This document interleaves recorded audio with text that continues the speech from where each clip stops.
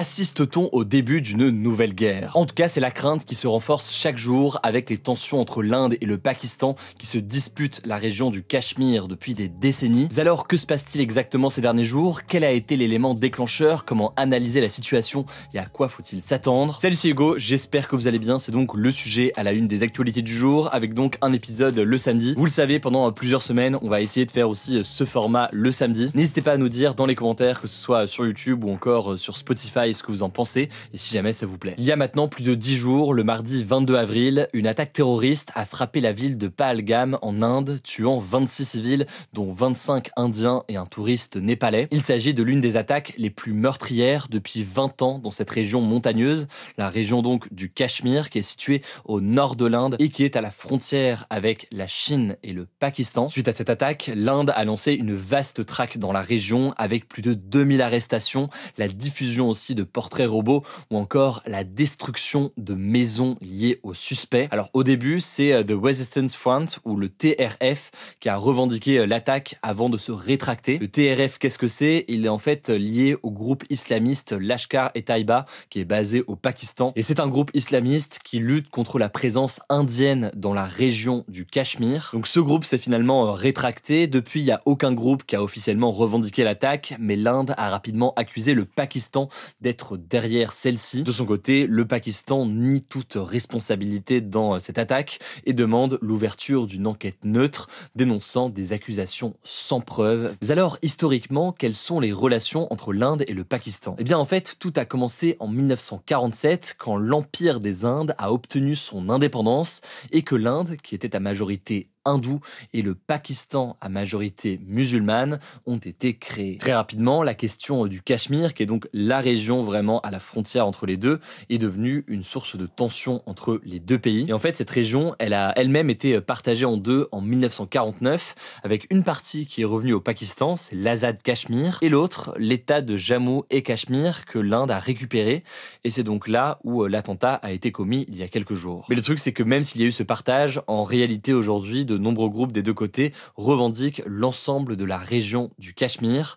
Entre 1947 et 1971, l'Inde et le Pakistan se sont affrontés 3 fois dans cette région. Et depuis 1989, ce que l'on peut noter, c'est que la partie indienne du Cachemire, quitte au passage un territoire qui reste à majorité musulmane, fait face à une forte insurrection séparatiste. Autrement dit donc, il y a des mouvements qui souhaitent que le territoire ne soit plus indien. Et l'Inde accuse le Pakistan de financer ces séparatistes et de les entraîner, ce que le Pakistan dément de son côté. Depuis quelques années, l'Inde essaie même du coup de reprendre davantage le contrôle sur cette région qui appartient tout de même à son territoire, mais où donc il y a des indépendantistes. Et ce qu'on peut noter, c'est que là où il y avait des formes d'autonomie avant, désormais depuis 2019 notamment, la région ne peut plus prendre certaines décisions indépendamment du gouvernement indien, ce qui était pourtant le cas avant. Alors je le disais, depuis l'attaque la semaine dernière, on assiste à une escalade des tensions. L'Inde a notamment suspendu les délivrances de visas aux Pakistanais, annulé par ailleurs certains visas qui étaient déjà délivrés et fermé son principal poste frontière terrestre entre les deux pays. Du côté du Pakistan, c'est plus ou moins la même chose que l'on a pu observer.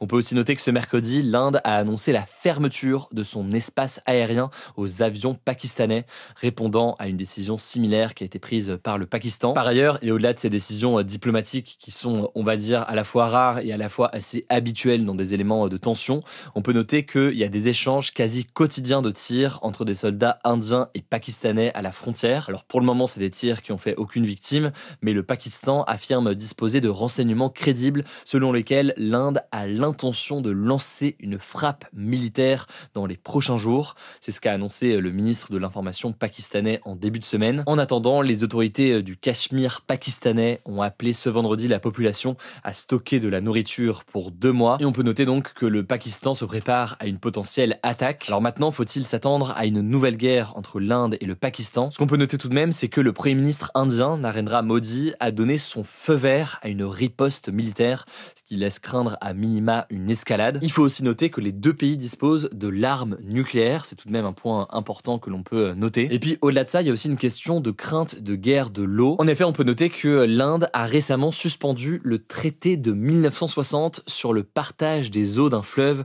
qui est vital pour l'agriculture pakistanaise. Le Pakistan considère cette décision comme un acte de guerre. Il faut donc comprendre qu'il y a réellement une question de guerre de ressources et de guerre de l'eau qui se joue en ce moment. Alors pour le ministre pakistanais de la Défense, l'Inde utilise l'attentat de la semaine dernière comme un prétexte pour sortir d'un traité qu'elle souhaite remettre en cause depuis longtemps, à savoir donc ce traité sur l'eau. Évidemment, vous l'imaginez, l'Inde dément de son côté, mais voilà donc ce que l'on sait pour l'instant. J'ai essayé de vous donner ici le plus d'informations possible sur la situation. Si vous avez des questions, n'hésitez pas à le dire directement dans les commentaires. Je vous tiens au courant évidemment de l'évolution de la situation. Je vous laisse avec Elisara pour le reste de l'actualité très importante et je reviens juste après. Merci Hugo et bonjour à tous. On commence avec cette actualité à Gaza où les opérations humanitaires sont au bord du gouffre total, a alerté la Croix-Rouge dans un communiqué ce vendredi. En effet, depuis le 2 mars dernier, Israël bloque le passage d'aide humanitaire dans le territoire palestinien où vivent 2,4 millions de personnes. L'organisation humanitaire ajoute que, je cite, « Si l'acheminement des secours ne reprend pas immédiatement,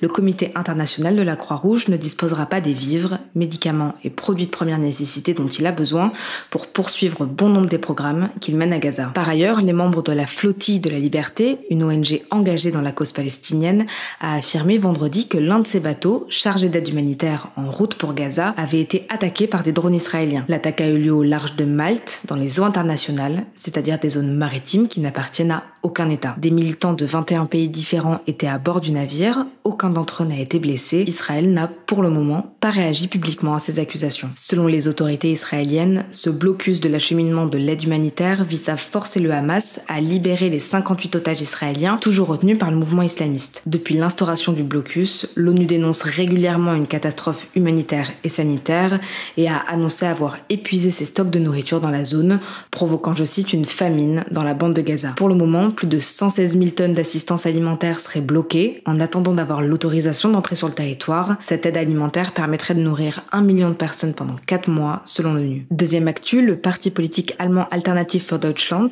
plus connu sous le nom de l'AfD, a été classé vendredi comme mouvement extrémiste de droite avéré par l'Office allemand de protection de la Constitution, c'est-à-dire les services de renseignement du pays. Ce parti est arrivé en deuxième position des élections législatives en février dernier, réalisant son meilleur score depuis sa création en 2013 avec plus de 20% des voix. Mais l'AfD est aussi très critiquée dans le pays pour ses positions racistes, notamment en janvier 2024, une réunion du parti avait évoqué une remigration, donc le fait d'expulser des immigrés vivant en Allemagne. Dans le détail, le communiqué de l'Office de protection de la Constitution estime que l'idéologie de l'AfD, je cite, dévalorise des groupes entiers de la population en Allemagne, porte atteinte à leur dignité humaine et qu'elle n'est pas compatible avec l'ordre démocratique fondamental. Les chefs de l'AfD, Alice Weidel et Tino Schruppala, ont réagi en dénonçant un coup dur pour la démocratie allemande, affirmant qu'ils continueraient à se défendre juridiquement contre ces diffamations dangereuses. De son côté, le premier ministre américain J.D. Vance a réagi en accusant l'Allemagne d'avoir reconstruit un mur de Berlin. Les renseignements allemands n'ont pour le moment pas précisé quelles seraient les conséquences de cette classification, mais elle peut notamment permettre aux autorités allemandes d'obtenir des moyens de surveillance du parti beaucoup plus importants,